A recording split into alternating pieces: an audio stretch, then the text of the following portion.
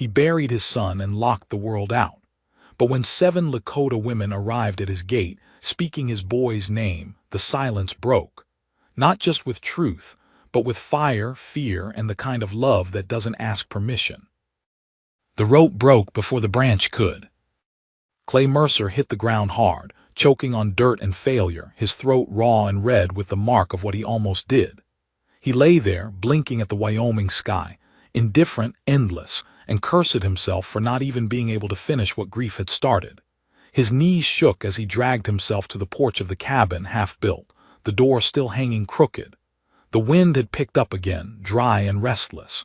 It never stopped screaming out here, just like the memories didn't. He hadn't touched the whiskey bottle yet, but he would. He always did after trying something like that. Clay Mercer had buried his son, Eli, 6 months ago under a pile of river stones and frozen dirt, 2 miles east of where they'd last seen snow melt together. After the war, after the cattle drives, after the fire that took Calla, there had still been Eli. And now there was. Since then he hadn't spoken to a soul, didn't ride into town, didn't answer the mail. He built fences that didn't matter, hunted meat he didn't eat, lived because he hadn't yet figured out how to stop with dignity. But that day, just hours after the tree didn't take him, something changed. A sound reached him that didn't belong, not wind, not wolves, not silence. Hooves. Clay grabbed the rifle before he even stood. It was muscle memory, not intention. He didn't want visitors, didn't allow them. Nobody came this far unless they were lost or looking for a fight. His boots crunched over brittle earth as he stepped around the porch, eyes narrowing against the sun. 7 riders approached, slow but certain, all women, all dressed in buckskin and braid, carrying themselves not with fear but with purpose. Lakota. He could see it in the way they sat their horses, in the deep, unblinking calm of their stares. They weren't passing through. They were coming for him. His grip tightened. The lead woman rode a painted mare, black and white like ash and snow. She looked to be maybe 40, though her eyes were older. When she stopped 10 yards from him, the others did the same, perfect, practiced silence. "You're Clay Mercer?" she asked, voice steady, accent thick but her English clear. Clay said nothing. "We mean no harm, but we carry your son's name." That made his gut twist. He raised the rifle. "You're a liar," he said hoarsely. One of the younger women dismounted slowly, unwrapping something from the satchel at her side. She held it out in both hands, a small, carved wooden horse. Eli's. Clay had made it for his boy the winter he turned 5, shaping it by firelight with careful fingers and giving it to him wrapped in deer hide. Clay's lips parted, then clenched, the rifle lowered just an inch. "How do you have that?" His voice cracked from disuse and disbelief. "He gave it to us," the lead woman said simply, "before he died." The silence after that was long and heavy. Clay couldn't tell if it was fury or hope that made his hands tremble, maybe both. He stared at the figure, at the chipped ear he remembered sanding down too far. It was real. Still, he didn't open the gate. "I buried my boy 6 months ago." She nodded. "We know, but there's more to the story and we came a long way to tell it. Let us speak." He hesitated, then without a word turned and pushed the gate open. They followed him inside like shadows, silent and respectful but not timid. The cabin was barely a home, still unfinished walls, no paint, the floor swept clean but cold. Clay set the rifle near the door and took the bottle instead, drinking straight from it before motioning for them to sit. The 7 women settled in without complaint, legs crossed, backs straight. "My name is Onasa," said the leader. "I speak for all of us." Clay's voice was low. "Talk then." Onasa looked him dead in the eye. "Your son was a man when we met him, not a boy.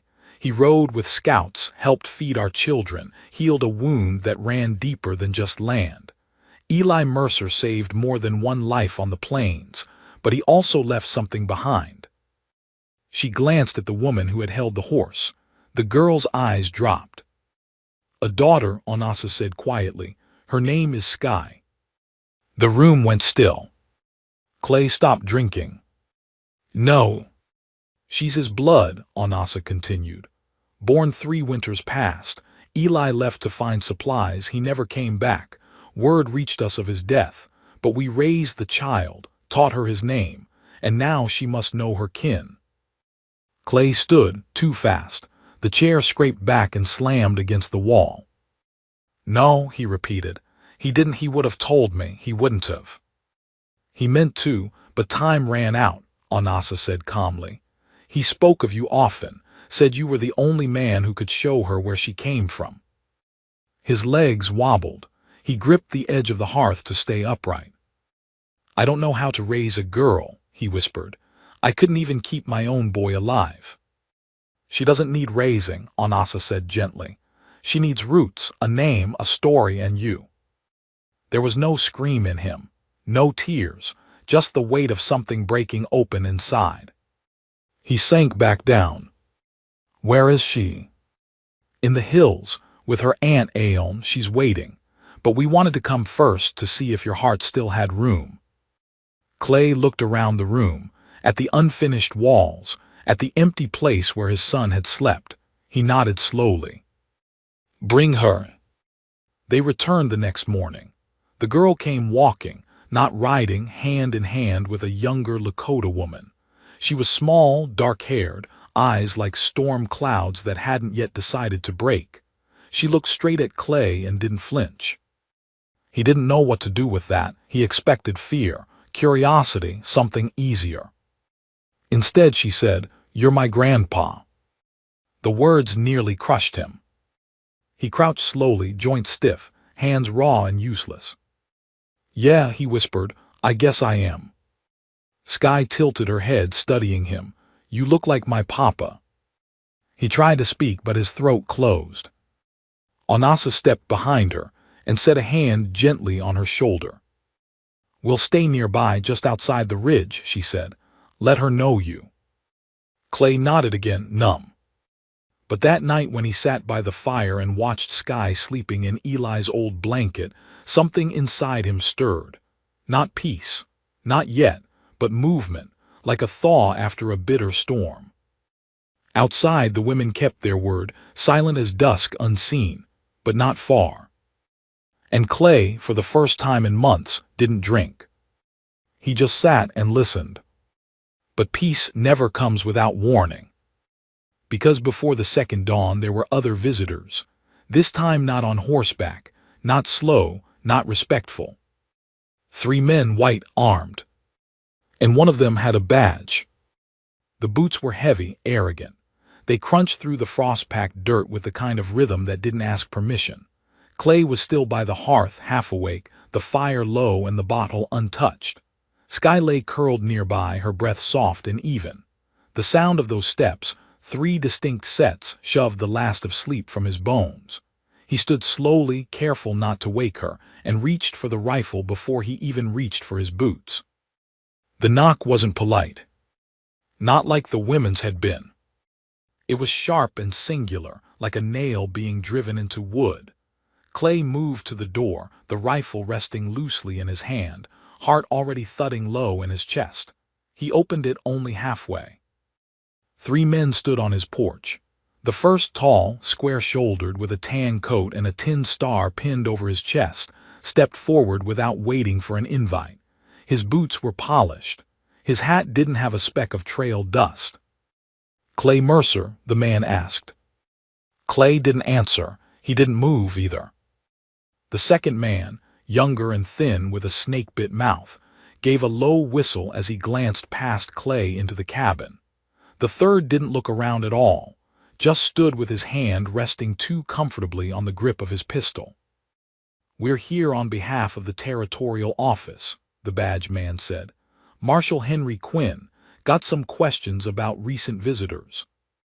Still Clay said nothing.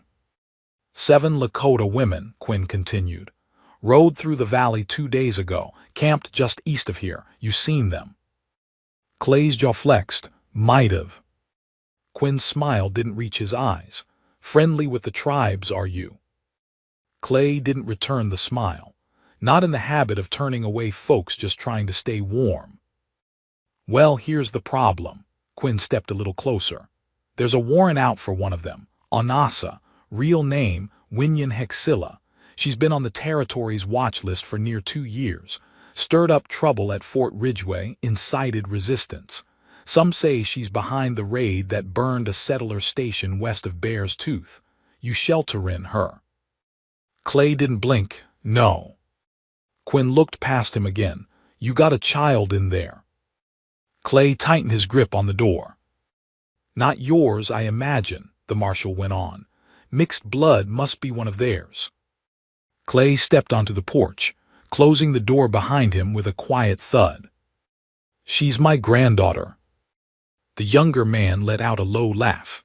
The one by the gun didn't move at all. Quinn studied Clay a long time, then reached into his coat, not for a weapon but a folded paper. He held it out. Legal order. We're to detain Onasa and question the others. If they're with her, they're accessories. Harboring a fugitive can earn a man 3 years, Clay.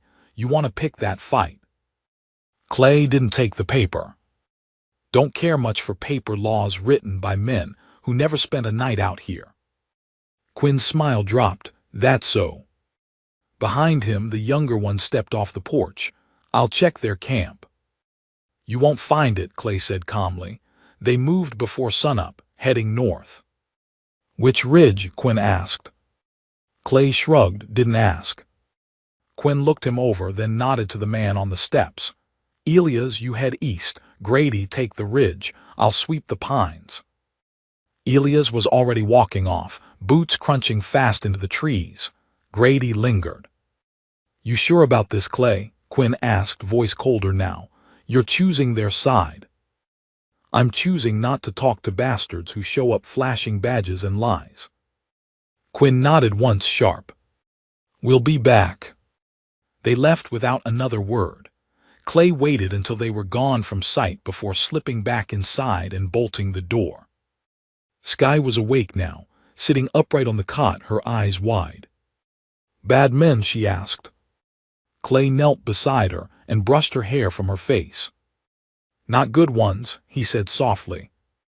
That afternoon he rode out. He didn't tell Skye where he was going, only that he'd be back before dark. She nodded, small and solemn, hugging Eli's old blanket around her shoulders. He rode fast through the basin, past the stream where trout still moved slow under ice, through the pines, over the bluff. It took an hour to find them. They hadn't gone far, just far enough. The women had built a small winter camp near the curve of an abandoned logging trail, tents camouflaged under the bare branches, smoke so faint it vanished before reaching the treetops. Onasa met him before he even dismounted. They came, she said. He nodded, said you're wanted, told me lies or half-lies. They're afraid, she said, because I teach the women to lead. Because I say the land still speaks Lakota, even when they try to bury its tongue. Clay looked around. You're not safe here. She smiled faintly. We never were. I can move you, he said. Far side of the canyon, old mine there. You can hold ground for a few days. Onasa studied him. You're helping. She's my granddaughter, he said simply. That was all it took. By dusk they were moving 7 women, 4 horses, and a girl's name binding them to a man who'd sworn to never care again. Clay rode point, clearing the narrow pass, eyes sharp. They reached the canyon by nightfall. The mine was shallow but enough. A spring trickled nearby. Shelter, quiet.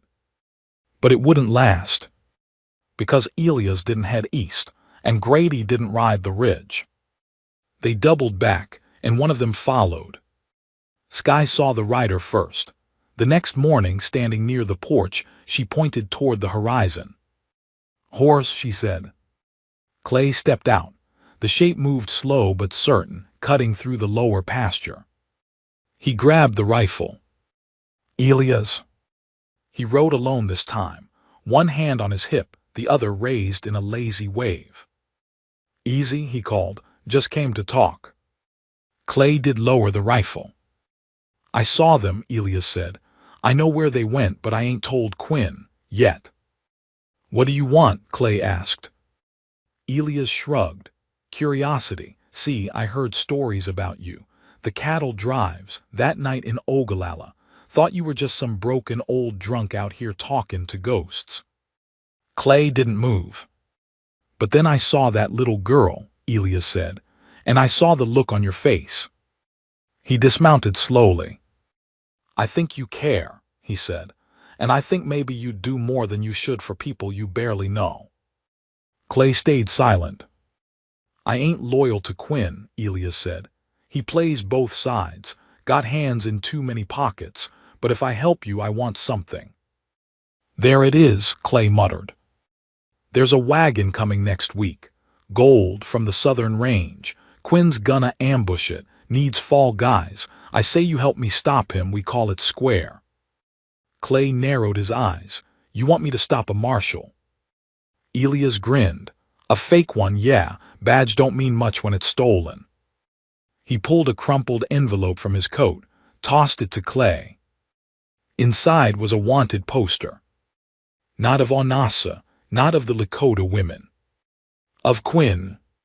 Clay's stomach twisted. I want out, Elias said.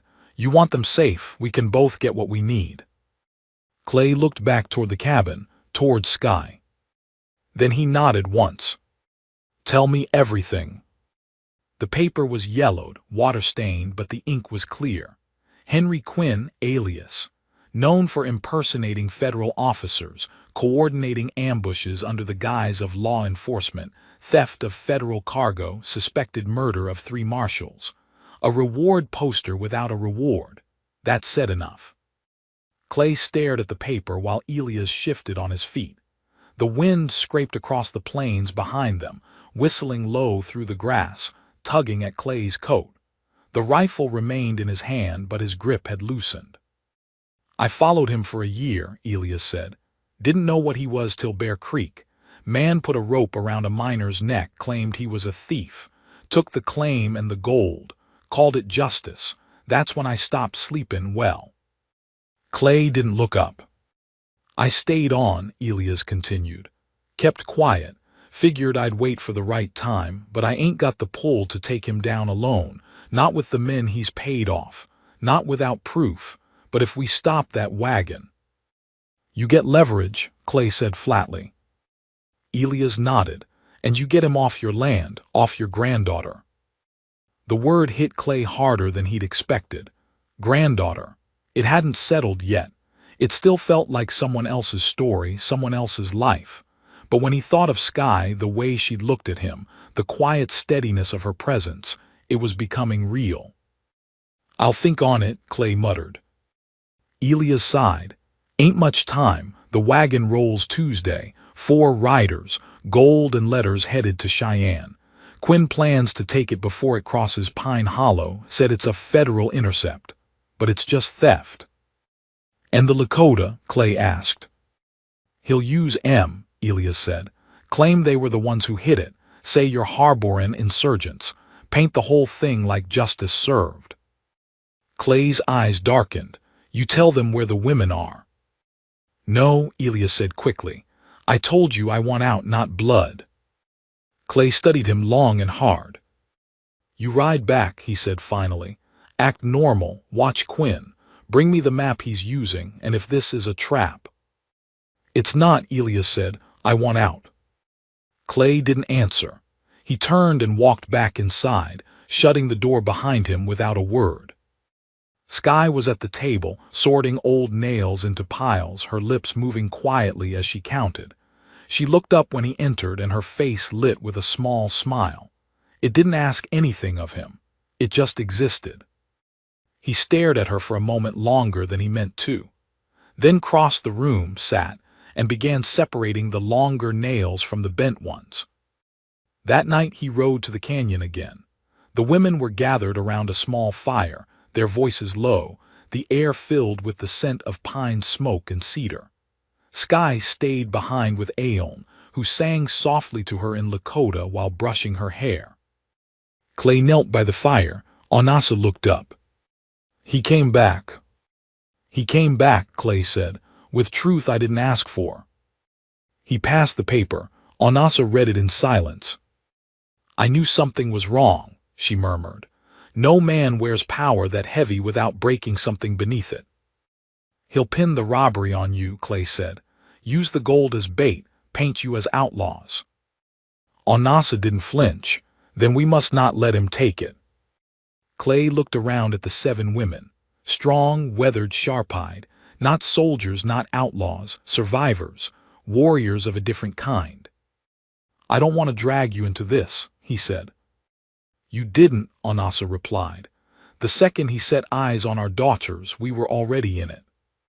He nodded. I'll ride ahead. Scout Pine Hollow. You stay here. If I don't return by sundown tomorrow, you move camp, take Sky. Onasa laid a hand on his wrist. She's not just yours, Clay. She's ours. We protect her together. That struck something in him he wasn't ready to name. The next morning, Clay rose early. The wind had changed, less biting, more restless. He saddled his old mare, took the long rifle, and packed 2 days' worth of food in case things went sideways. He left Sky with Aeon again, told her to be brave. She nodded solemnly, then reached up and touched the edge of his beard. Come back. He didn't promise, he just nodded and rode. Pine Hollow was 5 hours west, tucked between 2 shale cliffs with only one real way in. The perfect place for an ambush. He'd ridden through it before with Eli, years back, when the river ran high and the wagons had to cross slowly. There was a bend in the trail there where brush ran thick and trees grew close. If Clay had to hit a wagon, that's where he'd do it. He found the clearing just as the sun peaked. And someone had already been there. Tracks fresh, boot prints, horse droppings, a discarded bottle of tonic, and something worse, a broken badge near the base of a tree. Bent, scuffed, not Quinn's, someone else's. A marshal, real or fake, it didn't matter. It meant violence had already happened here. Clay dismounted and moved quietly through the underbrush, counting footprints, checking patterns. 4 horses, at least 3 men. One had a limp, deep print on the left side. They'd waited here for hours, set up blind spots. There were branches twisted, already notching for rifles. It was going to be blood. He heard the rustle behind him too late. The man stepped from the trees, revolver raised. Grady. Well, he said with a smirk, didn't think you'd be this easy. Clay didn't reach for his gun. He just lifted his hand slightly. Not here to stop you, he said. Grady chuckled. Course not, just out for a nature ride. You're mackin' it sloppy, Clay said. Too many signs. You want this to work, you need to cover better, rebury the tracks, hide the powder trails. Grady's smirk faded slightly. That's so. You want it to look like an Indian raid, don't you? Clay asked calmly. Then do it right. Lakota don't use dynamite, don't use steel caps. You leave that kind of trace, even a blind town sheriff will know it was white men. Grady's eyes narrowed. You saying you'll help? I'm saying if you're gonna pin it on women and children, at least make it clean, Clay said darkly. Grady thought about that for a moment, then holstered his revolver. You've changed. Clay smiled, but it didn't reach his eyes, not nearly enough. They left him there eventually, told him to stay clear. He nodded, waited until their horses vanished down the ridge. Then he turned and rode hard, faster than he had in years, back toward the canyon. When he arrived, Onasa was already waiting. They're moving, he said, tomorrow just before noon. She nodded, we'll be ready. Not you, he said, me and Elias, you keep Sky hidden, no matter what happens. Onasa didn't argue, but her eyes were fierce. That night Clay couldn't sleep. He sat by the fire outside the cabin, rifle on his lap, and stared up at the stars. He thought of Eli, of his laugh, his clumsy way with tools, the way he'd sing when he didn't know anyone was listening. He thought of Sky, of her hands always moving, of the way she watched the world like she already understood more than most men twice her size. He didn't want more blood, but he wanted truth. And the land never gave it easy. The morning cracked cold and early, the kind that snapped brittle twigs under boots and turned breath to mist in the air. Clay didn't speak as he saddled the mare. He hadn't slept, hadn't tried to. The fire had gone out some time before dawn and he hadn't stirred to feed it. Sky had curled near the hearth with Aeon, both still sleeping when he stepped out. He hadn't said goodbye. He didn't trust himself not to stay if he did. Elias was already waiting by the cottonwoods 2 miles east of the cabin, his horse pawing at the frost, his face tight with nerves. "They won't look for me," he said as Clay approached. "I told Quinn I'd scout the pass alone, make sure no riders were tailing the wagon. He thinks I'm loyal." "You still?" Clay asked. Elias glanced sideways. "You think I'd be here if I was?" Clay didn't answer. They rode the rest of the way in silence, cutting west toward Pine Hollow. The wagon was scheduled to pass just before midday, carrying government gold from a southern mining camp through the mountains toward Cheyenne. 4 riders escorted it, 2 in front, 2 behind. According to Elias, Quinn planned to strike in the narrowest stretch of the canyon, where trees choked the trail and escape was near impossible. "He'll shoot first," Elias said as they crept into position high above the bend. "Claim the Lakota attacked, say he was defending the route." "And the gold?" Clay asked. "He's got a mule train hidden a half-day west, camped near the Ashford Spring. They'll haul it off, say the tribe stole it and vanished." Clay crouched low behind a boulder, scanning the trees. "We need to stop him before it starts." "You sure about this?" Elias asked. "Ain't no sheriff's badge waiting for you at the end of this. No thanks, no applause." Clay's eyes stayed on the trail. "I'm not doing it for thanks." Elias nodded, didn't think so. Noon came slow, the sun climbing behind thin clouds that made the whole canyon feel dreamlike, muted and still. The breeze rustled leaves too dry to fall. Time felt stretched, elongated like something holding its breath. Then the first rider appeared, a scout, small man, wiry, glancing back every few yards. Behind him came the wagon, sturdy, thick-rimmed, canvas drawn tight, and 2 men riding the bench with rifles at the ready. Another 2 behind, watching the trees. Clay motioned to Elias, "Go." Elias slipped down the ridge, moving fast and quiet, his coat blending into the dust. Clay stayed put, eyes sweeping the tree line opposite. He saw Quinn emerge just as the wagon reached the center of the hollow. The marshal wasn't wearing the badge today. He didn't need to, not out here. He gave a sharp whistle and 3 men stepped from cover, rifles raised. Another dropped from a ledge above the wagon, landing light on the axle. The scout froze. The lead horse spooked. "Easy," one of the guards shouted. Quinn raised his hand like a preacher blessing a crowd. "Drop your rifles. This cargo's being redirected under federal orders." The driver didn't budge. "We got sealed documentation." "Seals don't matter when the ink comes from liars," Quinn snapped. "We're commandeering, stand down." The wagon riders hesitated. Then the one on the bench pulled his rifle and fired. Not at Quinn, but into the air. Chaos exploded. One of Quinn's men shot the lead guard in the shoulder. The horses panicked. The wagon veered. The scout tried to run and took a bullet in the leg. Quinn shouted something Clay couldn't hear. Clay stood, sighted down his rifle, and pulled the trigger. The man on the wagon roof dropped like a sack of flour. Below, Quinn spun, scanning the ridgeline. Clay fired again, hitting one of the flanking shooters. Elias burst from the brush, tackling the last man near the axle and disarming him in a flurry of fists and gravel. Quinn mounted his horse with startling speed. He didn't check his men, didn't wait. He wheeled the animal around and galloped out of the canyon, heading west. "Take the wagon," Clay shouted down. "Cover the riders." Elias waved an arm, already helping the scout to his feet. The wagon team was still intact, spooked but alive, scrambling to check the wounded. Clay vaulted down the slope, landing rough but upright, his legs burning. By the time he reached the trail, the shooting had stopped. Two of Quinn's men lay dead. One moaned, gut shot. The scout was pale but upright, pressing cloth to his bleeding leg. "You saved our hides," one of the riders said, staring at Clay. "Who the hell are you?" "Someone with a reason," Clay muttered.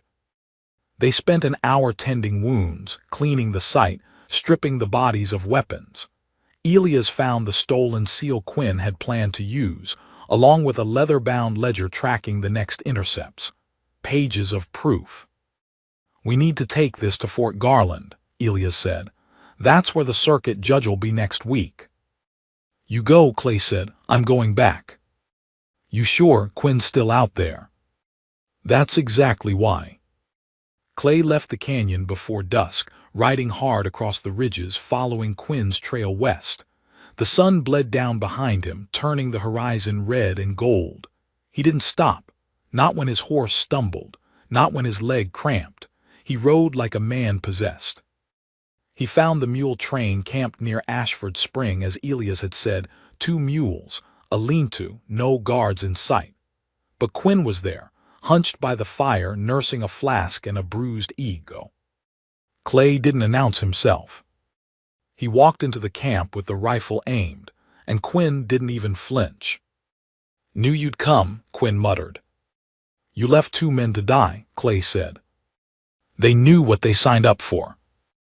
Clay stepped closer.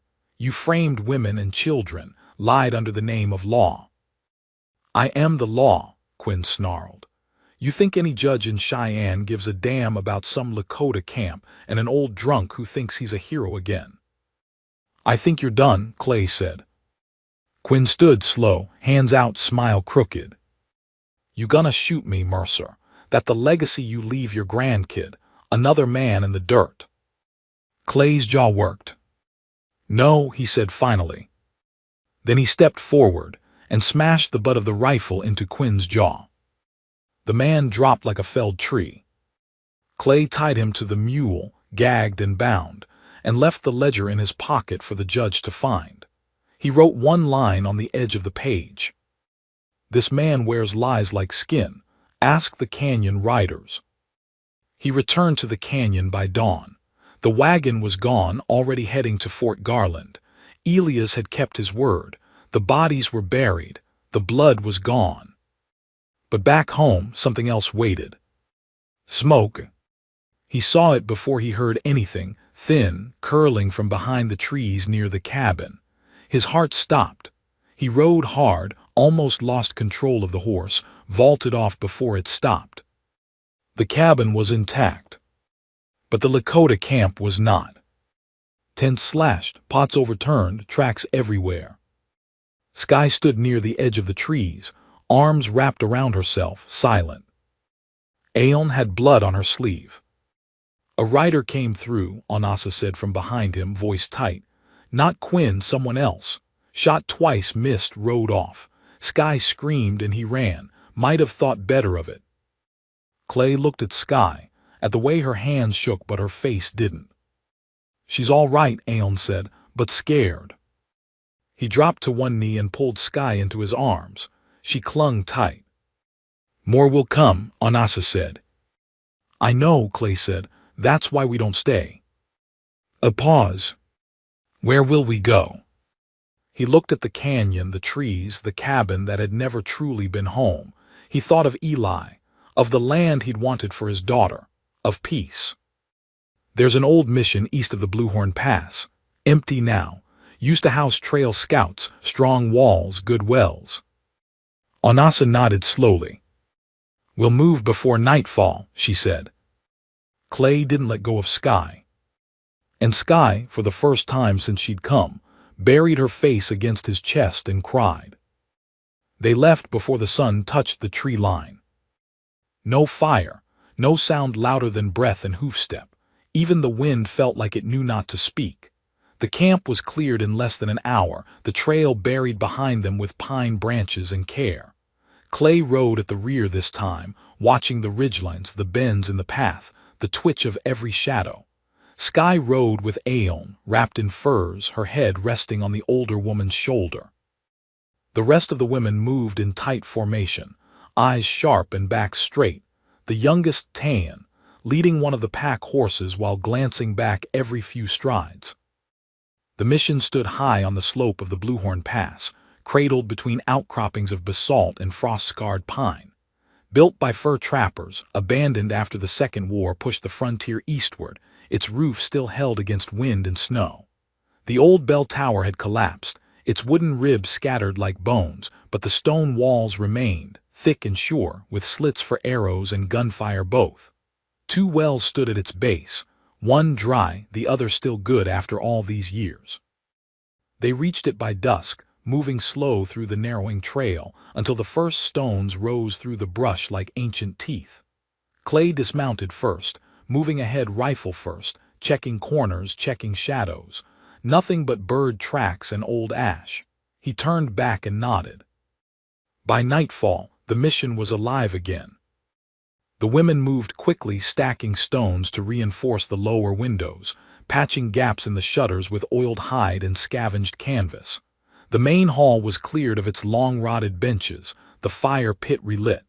Sky helped where she could, fetching water, folding cloth, handing Onasa pieces of twine as she retied broken straps.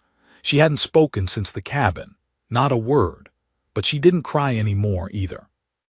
Clay fixed the roof alone, hammering in silence while the wind clawed across the beams.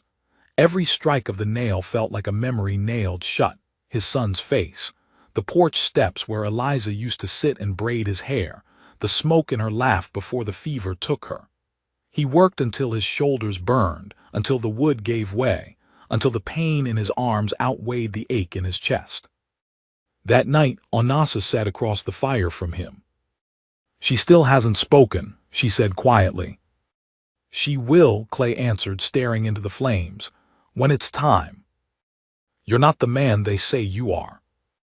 Clay's eyes flicked toward her. "Back at the river," she continued, "before we came, we were told about the cowboy in the hills. The one who turned his back on everything, refused aid, refused company. Some said he shot at folks who came too close." "Some of that's true," Clay admitted. "But not the part that matters," Onasa said. He didn't reply. Instead, he reached into his coat and pulled out a small, folded bundle. Inside, the photo creased, worn, but still clear. Eli, younger, smiling wide and awkward, one arm around a girl who couldn't have been more than 16. Her hair was black, her eyes sharp even through the faded glass. "She was called Sanny," Clay said. "They met at a horse camp up near Flat Rock Ridge. He never told me till after, thought I'd get mad, but I didn't." Onasa reached out gently and took the photo, turning it over. On the back, in Eli's handwriting, "You were wrong, Pa, she's the storm and the calm." "He wanted to marry her," Clay went on. "Said he'd already asked, said they were waiting until spring. But the cattle drive took him south and he got caught in a border skirmish. Wasn't supposed to be there, wasn't even part of it, just wrong place, wrong name." Onasa handed the photo back, and she had Sky. "I didn't know," he said. "Not for years, she must have sent word or tried, but I was gone too, drifted. By the time I came back to the homestead, everything had rotted. Letters were gone, nothing left but an old deed and a grave marker with no body." Onasa was quiet. "She didn't die up there," Clay said. "She lived, long enough to raise a child strong enough to walk into my house and change everything." "You think she'll remember?" Onasa asked, glancing toward the cot where Sky lay curled beside Tayan. "She already does," he said. "She remembers what matters." A long silence followed. Then Onasa said, "Quinn won't stop." "No," Clay agreed. "He's too close to losing everything. Men like him don't let go easy. We have 4 days, maybe 5, before he regroups." "I'll go to Fort Garland," Clay said. "Meet Elias, give them the proof, the ledger, the poster. Maybe they listen, maybe they don't, but they'll have no excuse." "If they do." Clay stared into the fire. "Then we make our own justice." The next morning broke pale and tense. The frost had lifted, but not the air. Sky finally spoke, one word, whispered as she handed Clay his coat. "Come back." He nodded, pulled her close, kissed the top of her head. "I will." Then he rode. The road to Fort Garland was rough, carved by time and neglected by every hand that could have repaired it. Clay followed the old cattle trail, skirting bluffs, fording 2 rivers, stopping only to water the mare and check the hills. No riders, no trouble, but his gut stayed knotted. He reached the outskirts of Garland by nightfall. Lanterns flickered through the windows of the fort. Soldiers moved between buildings. The sound of boots and orders filled the air like smoke. Elias was waiting by the west gate. "You made it," he said, relief all over his face. "You bring the ledger." Elias nodded. "And I got you an audience. Judge Harmon, he's no fool, doesn't like Quinn, doesn't like anyone playing marshal without the weight to back it." Clay followed him into the barracks, past 2 guards who gave him hard stares. The courtroom was small, bare wooden benches, a narrow table, and a man with wire-framed glasses and a lined face sitting behind the bench. "Clay Mercer," he said without rising. "I've heard the name." "Not all of it good, I'm sure," Clay said. Judge Harmon gestured. "You've got 5 minutes, convince me." Clay laid the ledger on the table, then the poster, then the badge from the canyon still bloodied. Then he told the story, every piece, from Sky's arrival to Quinn's fake ambush to the mule camp and the mission. Elias backed him up, quiet, precise. By the end, the judge was quiet. Then he said, "And where is Quinn now?" "West of Ashford Spring, if he's still breathing." "I can spare 5 men," Harmon said. "Maybe 6, but only if I'm convinced this isn't some frontier grudge." Clay leaned in. "Judge, that girl is my blood, and she is not the only one that man will ruin if we wait." That did it. By morning, 6 riders rode out of Fort Garland, 2 marshals, 3 soldiers, and Clay. Elias stayed behind to file the warrant. It took a day to reach the mule camp. They found it half burned. No bodies, just ash, just tracks. Quinn had moved again. By the time they returned to the mission, the sun was setting and smoke rose in the east. "Too close." Clay broke from the soldiers and rode ahead alone. The mission came into view like a wound, dark silhouettes against firelight. Gunfire cracked in the air, screams, the sound of stone splitting, and over it all Sky's voice, high, sharp, calling his name. He charged through the trees without slowing. The gate had been breached, burned partially, kicked through. 1 man lay dead near the entrance. A second stumbled past him, bleeding from a head wound. Inside, chaos, Quinn's men, maybe 5 of them, circling the women like wolves. Clay fired once, then again. The sound echoed like thunder. Onasa had taken cover behind the stone altar, rifle braced against the steps. Aeon was near the well, knife in hand, standing over Sky. Blood streaked her cheek. Clay saw red. He dismounted before the horse stopped. He ran. Sky screamed again, his name, and Quinn turned. The fake marshal stood at the far end of the mission, rifle in hand, grin crooked despite the blood across his lip. "You never learn," Quinn called. "You keep betting on the wrong people, Mercer, and they always pay." "Maybe," Clay said. Then he fired. The bullet hit Quinn square in the leg. He dropped with a shout, rifle clattering. Clay didn't wait. He closed the distance in 4 strides, grabbed the man by the coat and slammed him into the stone. "You stay down," he growled.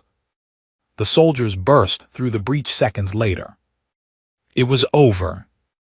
Not clean, not quiet, but over. They took Quinn in chains. The other survivors fled. The mission held. And Sky ran to him, hands outstretched. Clay dropped to one knee and caught her. "I knew you'd come back," she whispered. "I always will." The wind shifted 2 days after the smoke cleared. sweeping down from the mountains like a long-held breath finally exhaled. Snow was coming again, light, not heavy, the kind that dusted roofs and turned paths to silence. Quinn had been taken south, bound and bruised, muttering threats no one listened to. The soldiers had left by midday, and Clay stood alone beneath the scorched gate of the mission, watching the trail vanish into pine. Behind him, Sky was laughing. Not loud, not careless, but real. She sat perched beside Tayan near the fire pit, tracing her fingers through the ash and telling a story about a raccoon that had stolen Aeon's bread. Her voice still cracked at the edges, like it hadn't quite remembered how to stretch fully into joy, but it was there. It had returned. Onasa noticed it first. She'd been hauling buckets from the well, jaw clenched as always, eyes scanning the tree line like danger might still crawl out of it. But when Sky laughed, she stopped, just stood there a moment and listened. Clay saw her shoulders fall just slightly. It was the first time since they'd met that he realized Onasa had been holding herself together for the sake of the others. She didn't trust the world to hold them, so she became the walls herself. But in that moment, even she allowed something to ease. The world didn't feel safe, but it didn't feel lost either. That night they shared stew again. Not much of it, dried beans, some salt pork from Clay's stores, and hard bread soaked in broth until soft. But no one complained. It was food.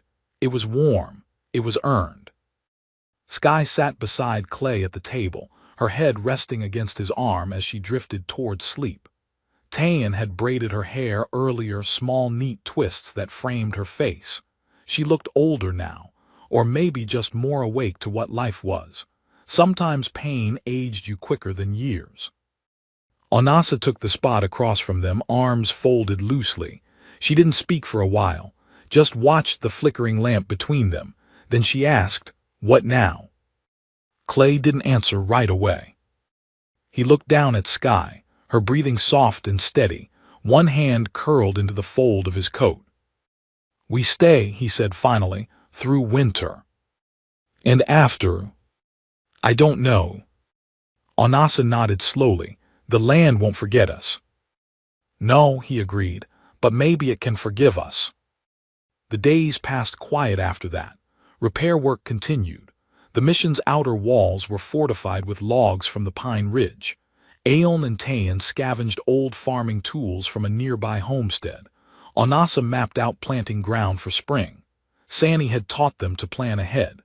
Clay recognized it in the way they measured light, the way they touched the dirt like it could answer if asked kindly enough. Elias returned on the 6th day. He rode up from the south with a satchel over his shoulder and a dust-worn coat. Clay saw him coming from the watch post and met him halfway down the slope. "He's gone," Elias said. "Quinn hanged." Clay blinked, "That quick?" Judge Harmon didn't wait, said no use keeping poison in a jar. He read the ledgers, asked the writers, even tracked down one of the gold haulers. It was unanimous. Clay felt nothing, no relief, no satisfaction, just the absence of waiting. Elias held out the satchel. He had this on him, thought you might want it. Inside were letters, dozens of them, unopened, some sealed, some torn at the edges, all addressed to Clay Mercer. He stared at them. Elias shifted. "Guess someone tried to find you after all." Clay took the satchel and walked away without another word. He didn't open the letters that night. Instead, he watched Sky and the others near the fire, their faces warm and pink in the glow. Tayan played a bone flute she'd carved, and Aeon hummed along. Onasa mended a sleeve with patient hands. The world didn't look like it was healing, but the people in it, they were. The snow came heavy the next morning. They woke to white across every surface, thick and blanketing, muffling the world into stillness. The mission creaked beneath the weight but held strong. Clay chopped wood in silence while Sky fetched water, laughing when the bucket slipped and soaked her boots. It was a sound he'd never forget. He opened the first letter that night. It was from Sani, written 5 months after Eli's death. "Clay, I don't know if this will find you. I don't know if you'll read it, but I have to try for her sake. She looks like him, sounds like him. Sometimes I dream she is him. But she needs to know where she came from, even if it means breaking my heart all over again." His hands shook as he read it. He read it again. Then he opened another and another. Each one pieced together a life he had missed.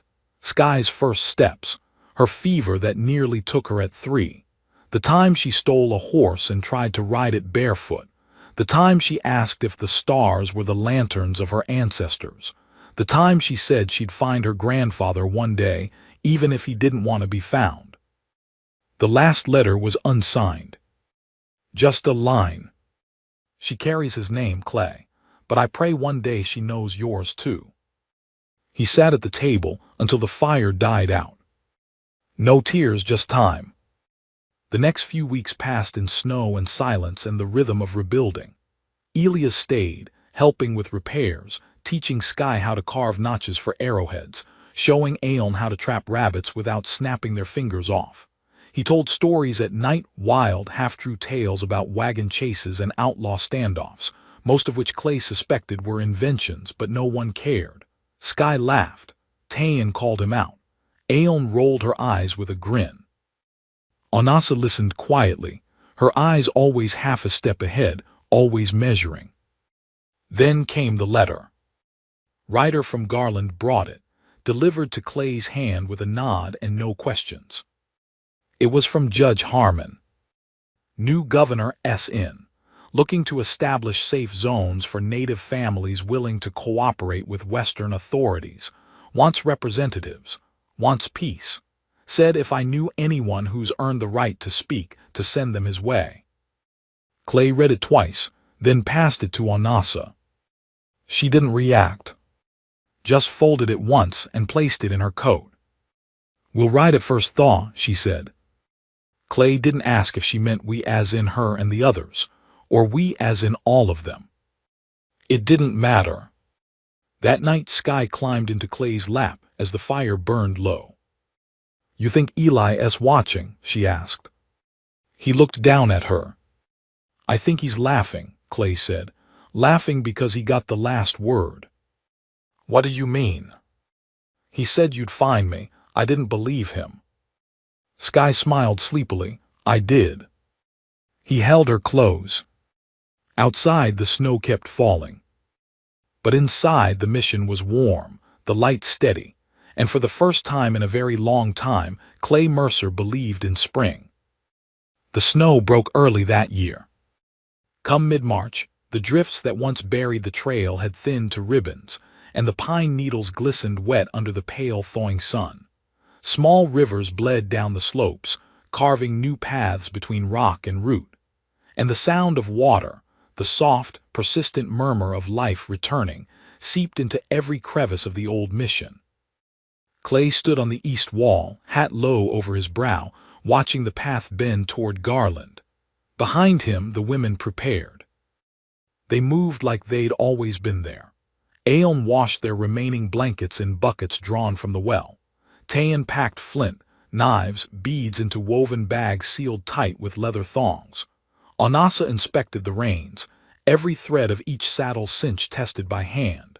Even the youngest, little Hoka, helped Sky rebraid her hair into long twin plaits, fingers deft and eyes serious. They weren't just riding to speak to a governor.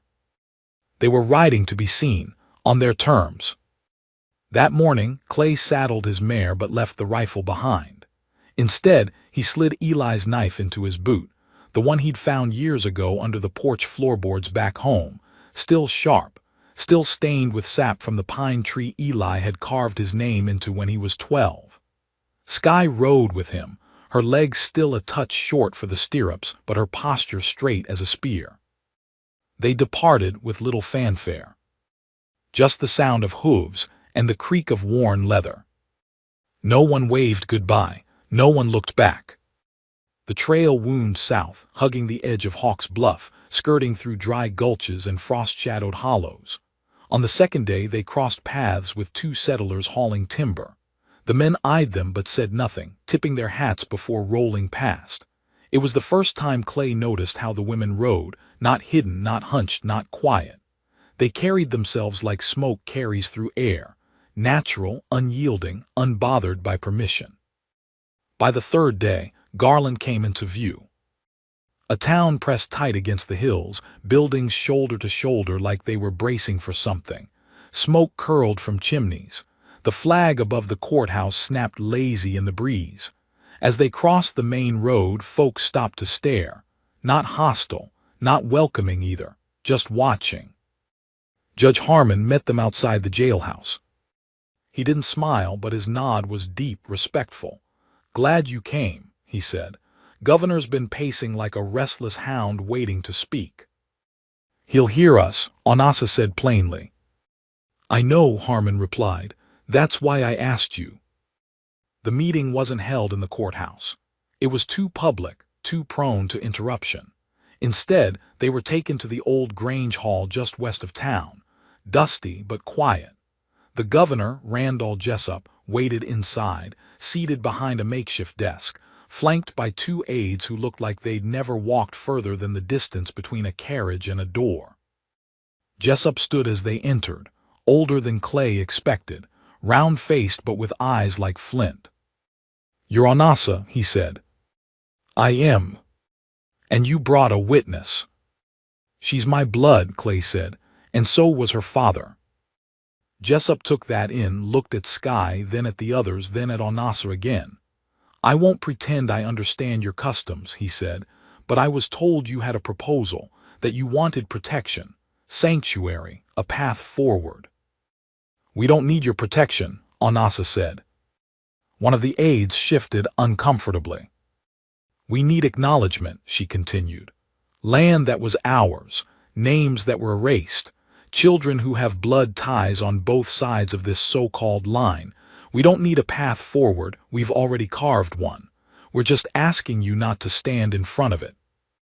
Jessup studied her. Then he asked, "How many of you are there?" "Enough." "Will they come here?" "If you don't burn the bridge first." It was Clay who added, "They don't trust men who speak with ink and smile through teeth." Jessup sighed. "Neither do I, but I answer to voters, and donors, and soldiers. This is a fragile time. Everyone's watching for cracks. Giving land to Lakota families." "Not giving," Onasa corrected.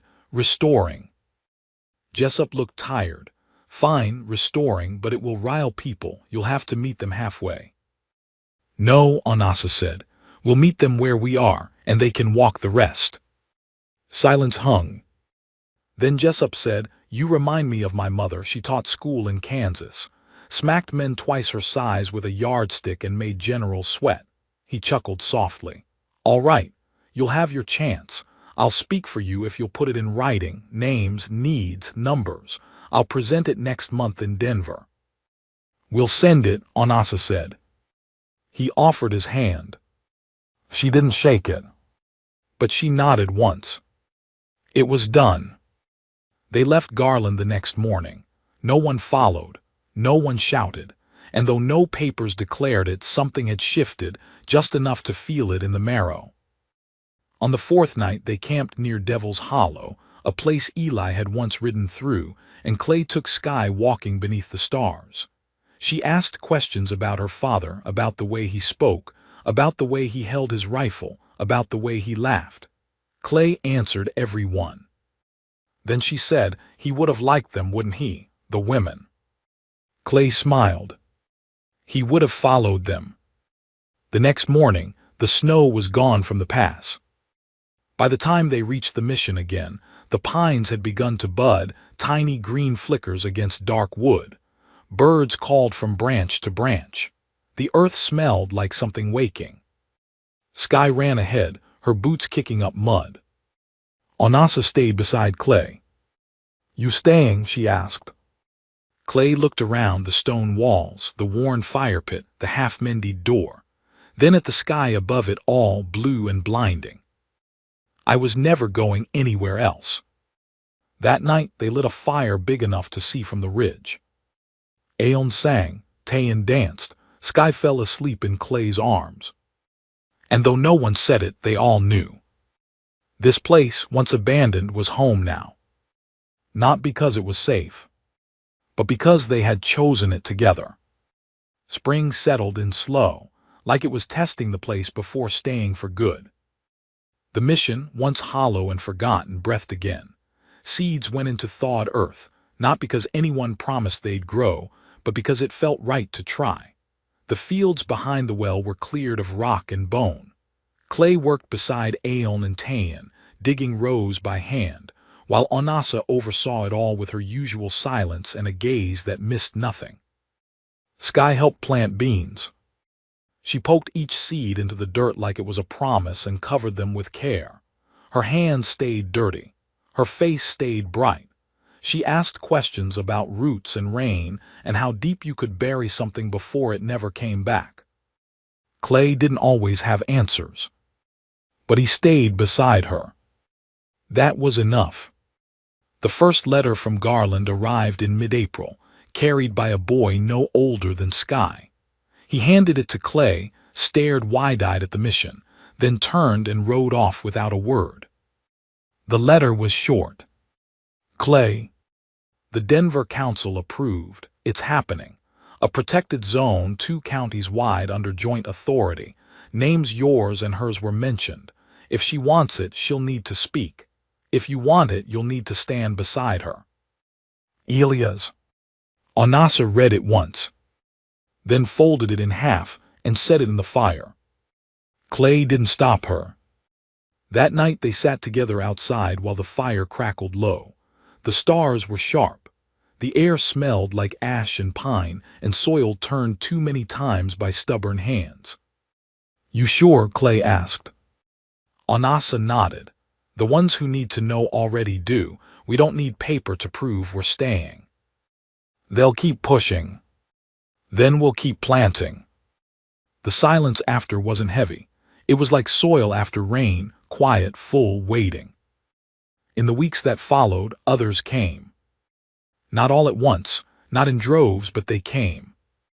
A widow from Pine Creek with 2 daughters.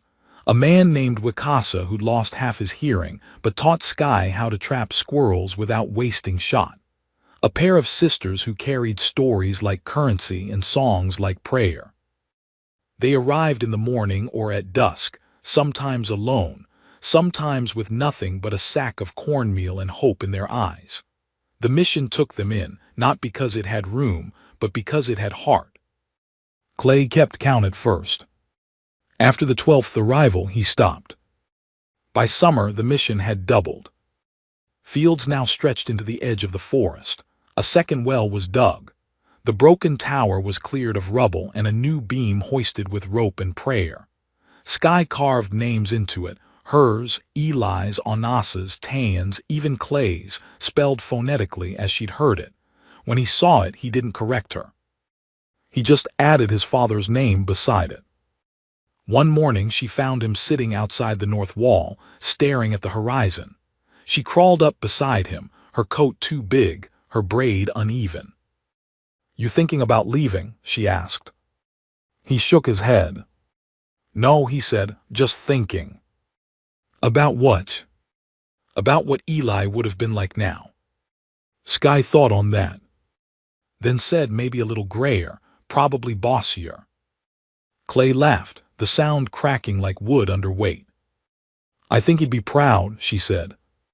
He looked at her, really looked, and felt something twist low in his chest. Not pain, not grief, just the weight of something full. "I think he already was," he said. The next few seasons came fast. Winters softened. Summers grew long. Sky turned 10, then 11. She shot her first deer with Aeon and tanned the hide herself, despite the stink.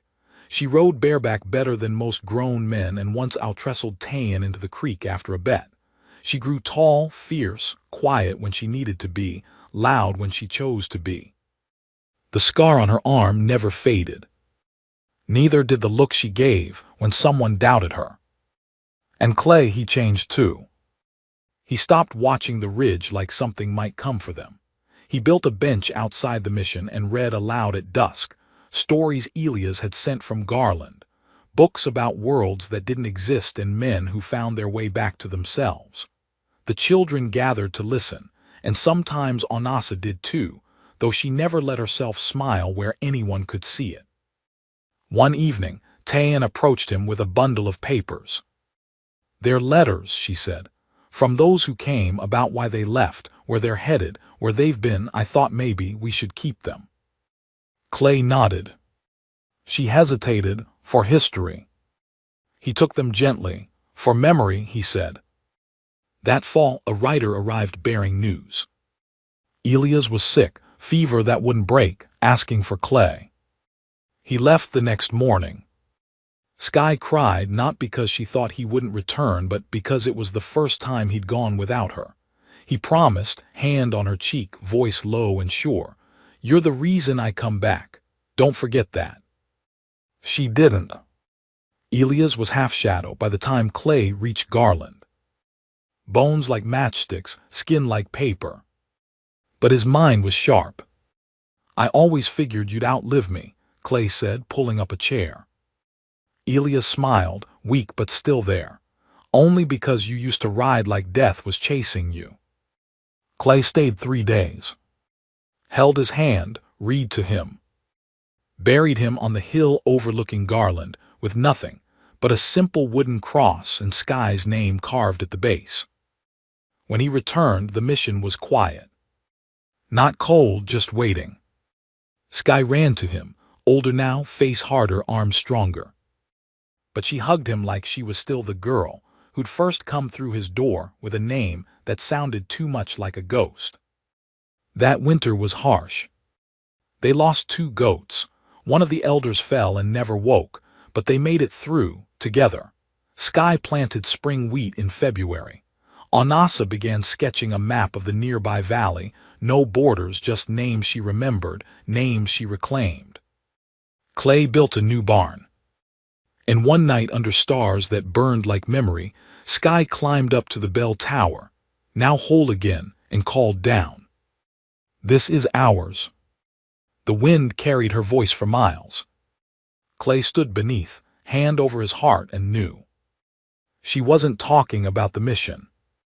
She was talking about everything. The land. The people. The story they'd written together, out of pain and ash, and the weight of names passed down like fire. It wasn't a happy ending. It wasn't an ending at all. It was the part where the story begins again. And for once, Clay Mercer wasn't afraid of that. He was ready.